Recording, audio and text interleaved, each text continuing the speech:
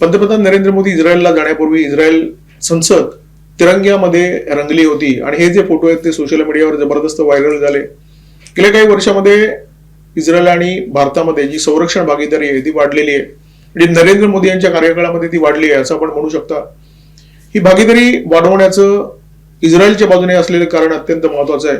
तर भविष्यामध्ये सगळ्या इस्लामी देशांनी एकत्र येऊन इस्रायलवर हल्ला केला, इस्रायल बेचिराग करण्याचा प्रयत्न केला, तर इस्रायलच्या संरक्षण सामग्रीचं जे उत्पादन आहे ते कुठेही खंडित होऊ नये हीच इच्छा डोळ्यासमोर ठेवून इस्रायलच्या नेत्यांनी भारतामध्ये संरक्षण भागीदारी केली आणि भारतामध्ये संरक्षण सामग्रीचं उत्पादन सुरू ठेवायचं अशा प्रकारचा निर्णय घेतला. अत्यंत घट्ट आणि सौहार्दपूर्ण संबंध असलेल्या दोन देशांचे नेते जेव्हा एकमेकांच्या देशामध्ये दौरा करतात तेव्हा या दौऱ्यामध्ये काही महत्वाचे करार होतात, अनेक महत्वाच्या घोषणा होतात.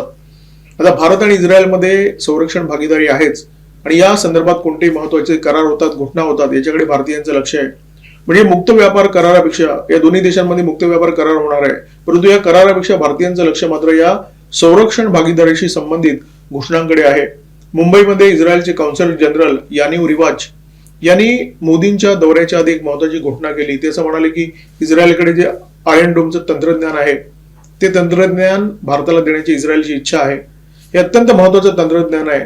जेव्हा इराणच्या प्रॉक्सी गटांकडून इस्रायलवर हल्ले होतात, क्षेपणास्त्राचे हल्ले होतात, तेव्हा ते हल्ले आकाशामध्ये रोखण्याचं काम हा आयर्न डोम करत असतो. आणि लक्षात घ्या, हा जो आयर्न डोम आहे तो इस्रायलचं सर्वोच्च तंत्रज्ञान आहे आणि हे तंत्रज्ञान इस्रायल जर भारताला द्यायला तयार होतो याचा अर्थ इस्रायल भारताला काहीही द्यायला तयार होईल.